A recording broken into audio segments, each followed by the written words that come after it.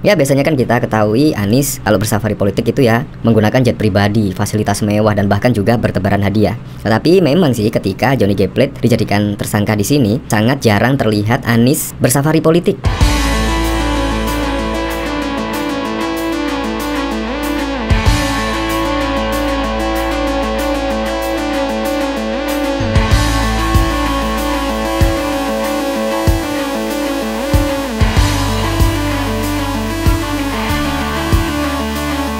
Nah, ini pengakuan yang sangat mengejutkan dari Johnny G. Plate ya. Yaitu apa? Yaitu di sini dari berita Kompas, didakwa rugikan negara 8 triliun. Johnny G. Plate, saya tidak melakukan, akan saya buktikan. Tidak melakukan. Jadi kira-kira siapa yang melakukan ya?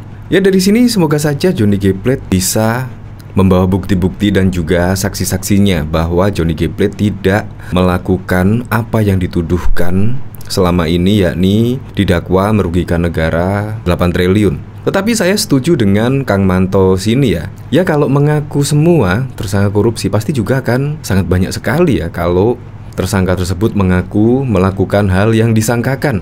Pasti juga akan sangat banyak sekali. Nah dari cuitan di sini Papa Johnny ngeles, nggak apa-apa sih, karena barang bukti lebih kuat daripada hanya sekedar pengakuan. Emang namanya koruptor ya harus begitu.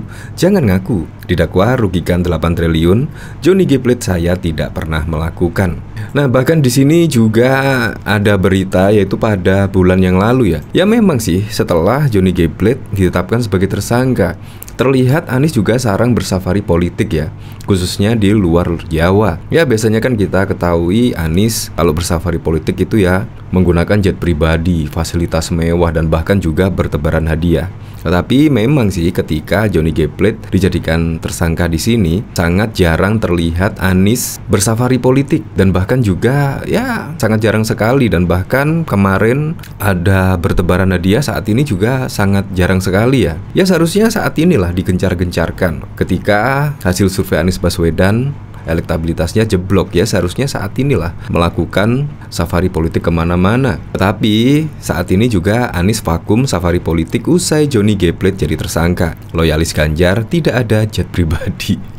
Ya kalau memang disangkut pautkan ya bisa saja semua itu terjadi ya. Di sini dari pegiat media sosial John Sitorus menyebut bakal calon presiden baca pres Koalisi Perubahan untuk Persatuan Anies Baswedan vakum safari politik belakangan ini usai Sekretaris Jenderal Partai Nasdem Johnny G. Plate ditetapkan sebagai tersangka. Loyalis Ganjar Pranowo ini menyinggung jet pribadi yang dipakai Anies saat safari politik beberapa waktu lalu. Hal itu disampaikan John Sitorus lewat akun Twitter pribadinya pada Senin 12 Juni. Sejak Johnny G. Plate dijadikan karena mega korupsi BTS 8T, aktivitas safari politik kubu Perubahan juga berhenti. Tidak ada jet pribadi, tidak ada undian, tidak ada pengerahan massa, tidak ada jalan-jalan ke rumah-rumah ibadah, ujar dia seperti dikutip dari Newsworthy. Nah, padahal di sini juga sudah jelas ya dikatakan yaitu alasan mengapa Johnny G. Plate bisa menjadi tersangka. Nah dari sini yaitu peningkatan status saksi JP sebagai tersangka menyangkut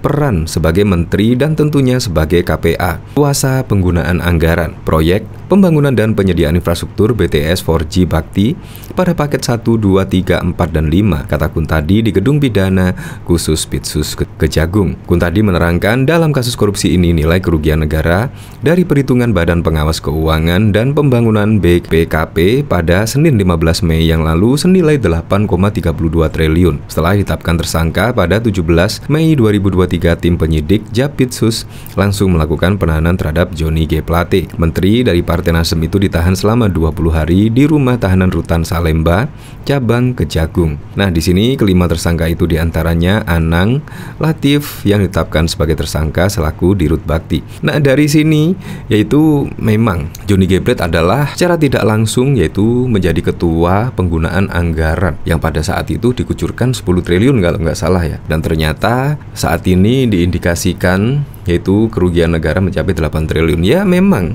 ya selaku kuasa pengguna anggaran tersebutlah yang harus bertanggung jawab. Entah ini dananya dipakai apa, A, B, C, D, dan harus juga dipertanggungjawabkan karena dana yang sebegitu besar. Makanya dari sini ya ini merupakan pengakuan yang mengejutkan. Saya tidak melakukan, akan saya buktikan. Tidak melakukan apa, jelas-jelas di sini juga sudah ada saksi-saksi dan bahkan juga bukti-bukti di sini. Kita tunggu saja bukti-bukti yang akan dibawa oleh Johnny G. Plate ini. Nah, dari sini coba kita lihat komentar-komentarnya ya. Kalau maling langsung ngaku, pengadilan tutup. Langsung kelar. Dengar-dengar sih itu kasus sudah lama banget, tapi salahnya mungkin dia membiarkan, atau lebih parah lagi kalau ikut menikmati. Ini kasus level atas kayaknya. Infonya sih ikut menikmati, Kang. Dia minta setoran 500 juta per bulan. 500 juta per bulan, berarti 1 tahun sekitar 6 miliar ya. Memang dia nggak melakukan, cuma terima uangnya saja. Walah, Jojo Indo. Semoga beliau bernyanyi yang merdu ya. Kita tunggu sajalah aksi Johnny G. Plate ketika akan membuktikan dia tidak bersalah.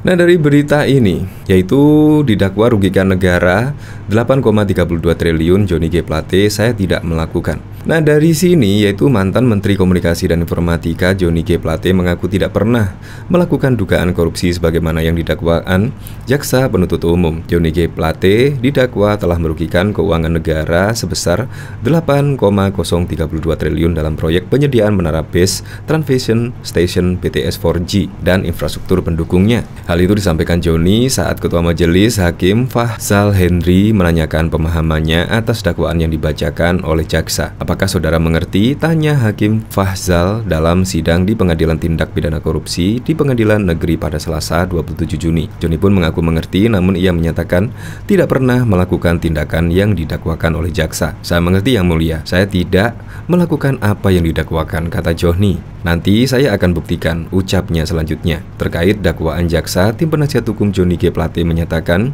akan mengajukan nota keberatan atau eksepsi. Dalam perkara ini, Johnny menjadi terdakwa bersama Direktur Utama Bakti Kominfo Anang Ahmad Latif dan tenaga ahli Human Development Universitas Indonesia tahun 2020 Yohan Surtarto. Ya, semoga sajalah di sini ya bisa semakin jelas, apalagi ketika Johnny G. Plate mengaku tidak melakukan hal ini ya, semoga saja bisa dibuktikan kebenarannya. Di sini Johnny G. Plate disebut jaksa menerima uang 17 miliar 800 juta. Kemudian Direktur Utama Bakti Kominfo Anang Latif mendapatkan 5 miliar. Selanjutnya Komisaris PT Solitek Media Sinergi Hermawan mendapatkan 119 miliar. Lalu tenaga ahli Human Development Universitas Indonesia tahun 2020 Yohan Suyarto menerima 453 juta. Menurut saya ini kurang banyak ya, apalagi yang diduga merugikan uang negara itu mencapai 8 triliun, tapi yang diterima Johnny G. Plate hanya 17 miliar. Ya, semoga saja kasus ini cepat tertangani dengan baik dan bisa terungkap siapa yang menikmati hasil dari kerugian uang negara yang mencapai triliunan rupiah ini. Ya, semoga saja cepat terungkap ya.